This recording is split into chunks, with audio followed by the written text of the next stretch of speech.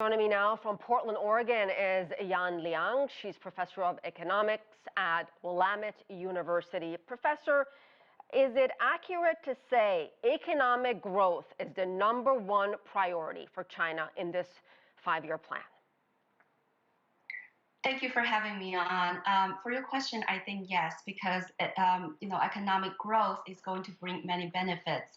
But that said, I think what the government has emphasized in this new 5-year plan is quality growth instead of just fast speed growth. So what that means is the government would also put the priority of environmental preservation and also spreading the benefits of economic growth to its people. So it's more of a people-centered approach. And there are many sort of policies that will be crafted to ensure that, for example, the idea of building green infrastructure to preserve the environment and also to build social security and provide more jobs and income growth and continue with the poverty alleviation, and all of these would try to help the people to enjoy the economic growth. And another priority appears to be technology, Professor. China, of course, wants to be a global leader in innovation. Yes, precisely. I think, this is where the next growth engine is going to be technological innovation. I think this, on the one hand, comes from within China, the idea that in the past, if China was successful in intensive growth, right, putting a lot of resources to be able to grow, this pattern is not going to be sustainable in the future. In the future, technological innovations, productivity growth is going to be the next engine of growth. And from externally, we know that the U.S. has initiated sort of tech war on China. So China needs to be more self-sufficient, especially in semiconductor chips. Does the final communique indicate anything to us about where China sees relations with the United States, which, as you know right now, are at a low point?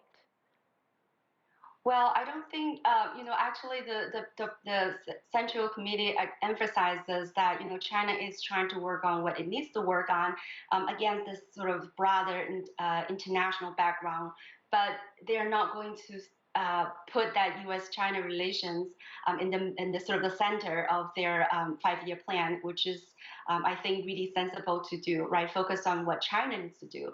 But that said, I think a lot of the economic goals and objectives in this 5-year plan will help to improve the U.S.-China relations in the sense that, China is going to be more reliant on its own technology. China is going to continue reform and open.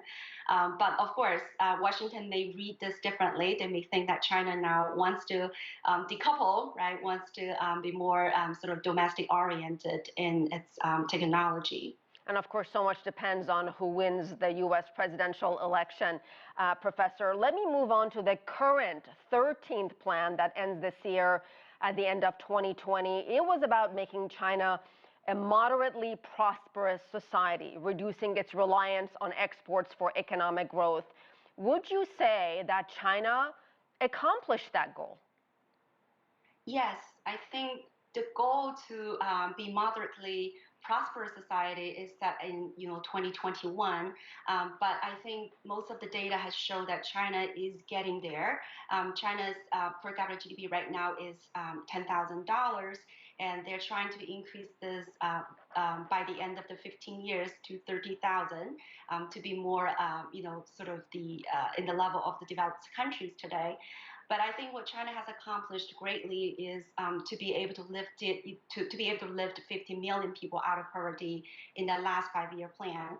And China is continuing to build its growth, as we talked about, that healthy growth rate based on innovations, based on green energy, and based on digitalization of the economy. And all these, I think, will help to achieve that growth target.